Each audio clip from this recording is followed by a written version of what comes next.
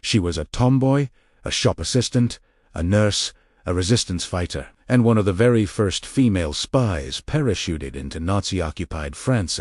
This is the incredible story of Andrée Borrel, a woman whose courage burned bright in the darkest days of World War II. Born into a working-class Parisian family in 1919, Andrée was always full of life. Her sister described her as a tomboy, more interested in cycling, hiking, and rock climbing than anything else. But life wasn't always an adventure. When her father died, 14-year-old Andrée left school to work and support her family. First for a dress designer, then in a bakery. Even with a demanding job, she found time for her beloved bicycle, spending her Sundays exploring the countryside. As the shadow of fascism spread across Europe in the late 1930s, Andrée's strong socialist beliefs pulled her towards the fight. She traveled to Spain to support the Republicans during the Civil War, only to find the cause was already lost. Disheartened but not defeated, she returned to France, just as a greater war was about to begin. When Germany invaded, Andrée immediately volunteered for the French Red Cross.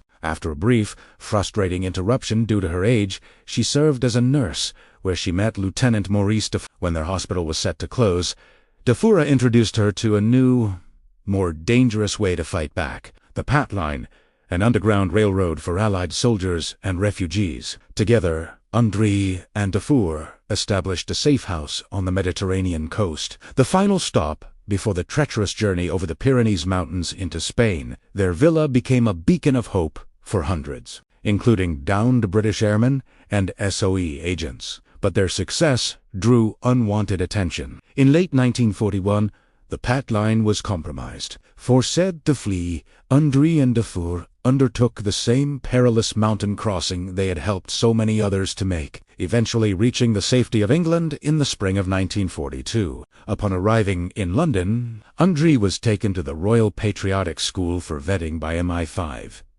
Their report was glowing. An excellent type of country girl, who has intelligence and seems a keen patriot. She was eager to join the Free French forces, but they were suspicious of her work with British intelligence and refused her. But another, more secretive organization had taken notice. The Special Operations Executive, or SOE, was created to conduct espionage and sabotage behind enemy lines. They saw Andrée's fierce patriotism, her experience, and her resilience as the perfect combination for a field agent. She refused to give her intelligence to the Free French, who demanded it as a condition for joining. Instead, she offered it to the SOE, who immediately recognized her value. Andrée quickly proved them right. During her training, she was described as tough, self-reliant, and highly reliable. One fellow trainee remembered her chilling resolve, recalling how she casually said she'd de-kill a sleeping German soldier by stabbing a pencil in his ear. This wasn't just talk. It was a glimpse of the iron will that would define her mission.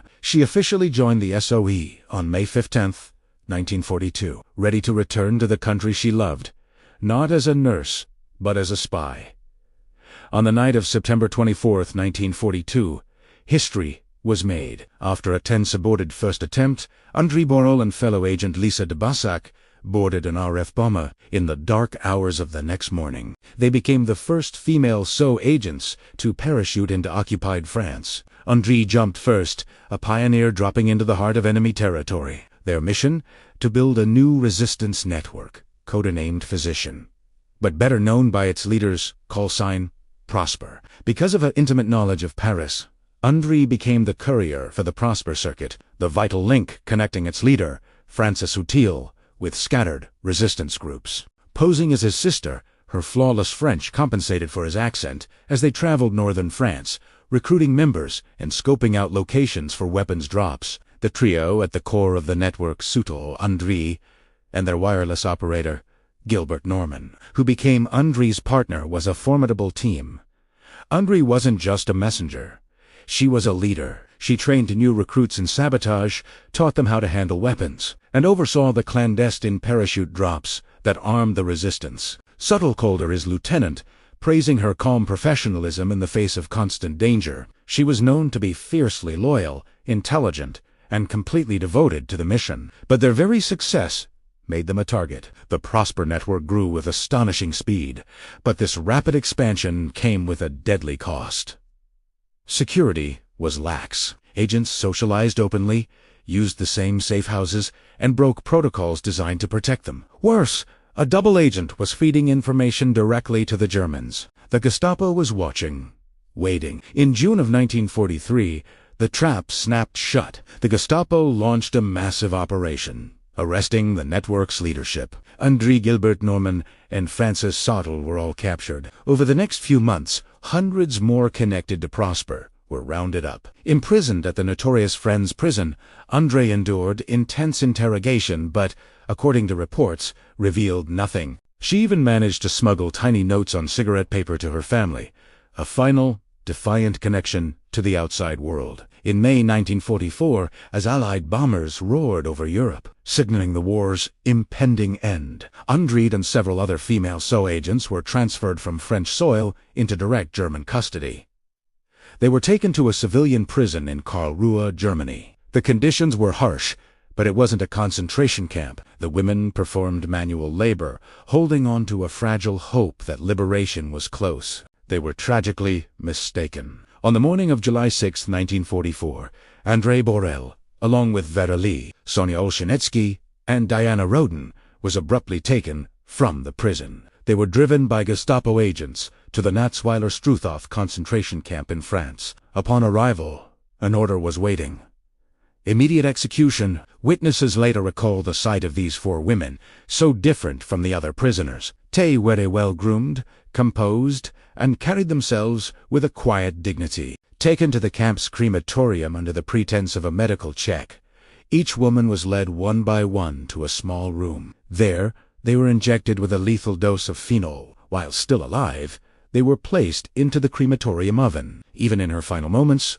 Andrée's fighting spirit did not waver. It is believed to be Andrée who, as she was being forced towards the flames, fought back with all her might, scratching the face of her executioner in a last act of defiance. After the war, those responsible for these brutal murders faced justice. The camp doctor was executed, and others received long prison sentences, a grim acknowledgement of the horrors inflicted there.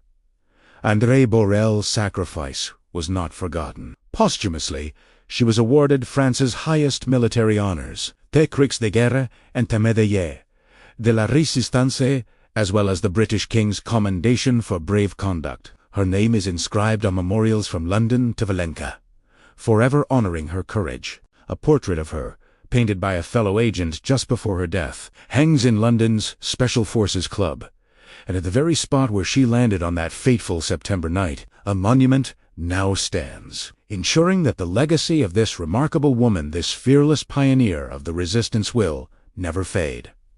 Thank you for watching. If you found this story as moving as we did, please like, subscribe, and share so that more people can learn about the heroes who gave everything for freedom.